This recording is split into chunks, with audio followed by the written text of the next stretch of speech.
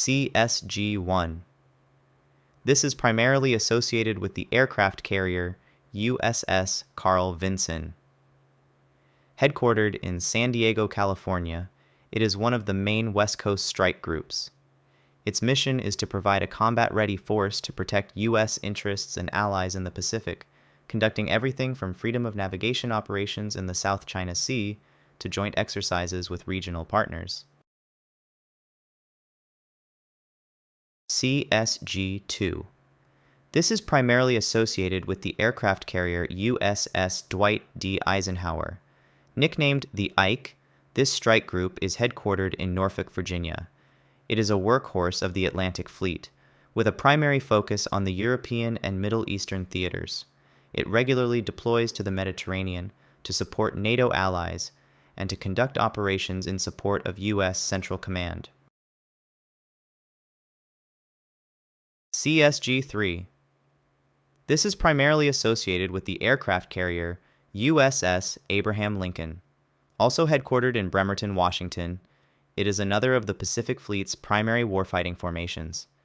The Abe and its strike group regularly deploy to the Western Pacific and the Middle East, serving as a flexible and powerful instrument of U.S. foreign policy.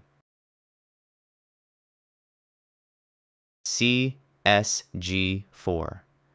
This is a unique and non-deployable command with a critical mission: training, mentoring, and assessing Atlantic-based carrier strike groups, amphibious ready groups, and independent deployers. Headquartered in Norfolk, Virginia, CSG-4 does not have a permanently assigned aircraft carrier. Instead, it serves as the advanced training and certification group for all East Coast-based carrier strike groups, amphibious ready groups, and independent deploying ships.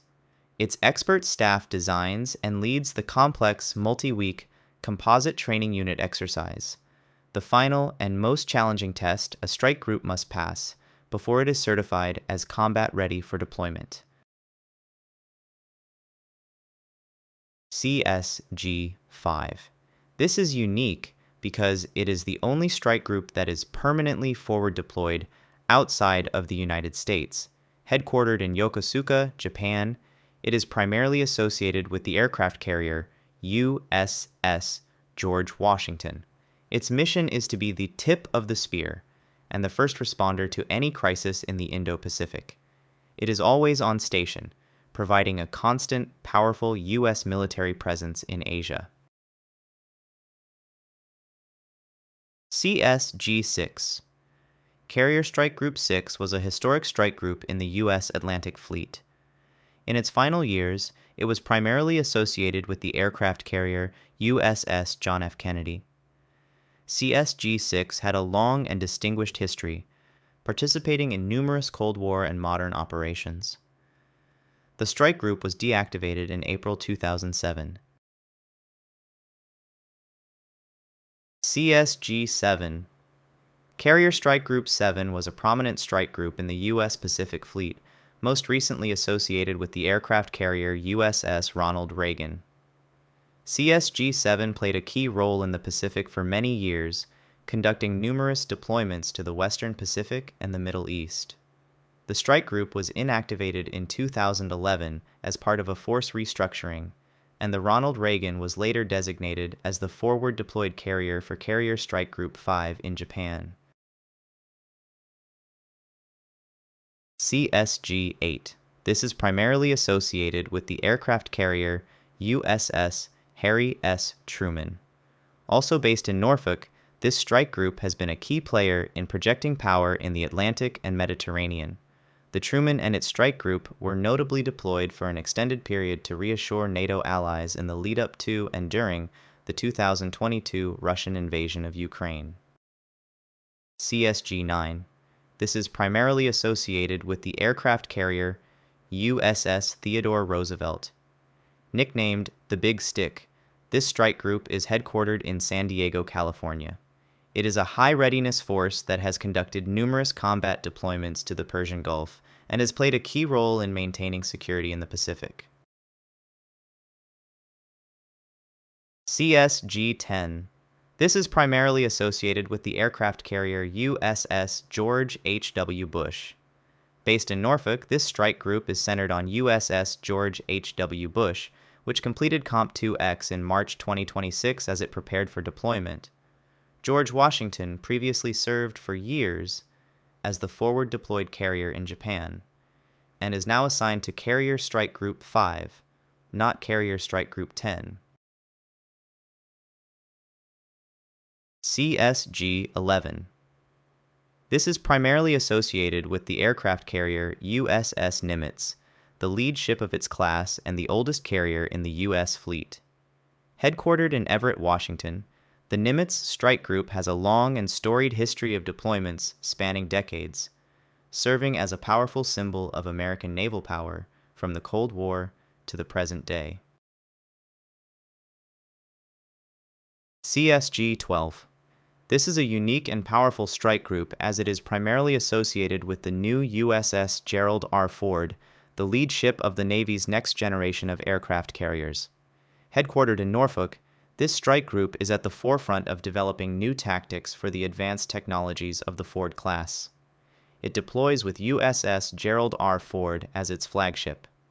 USS George H.W. Bush is assigned to Carrier Strike Group 10, not Carrier Strike Group 12. CSG-14.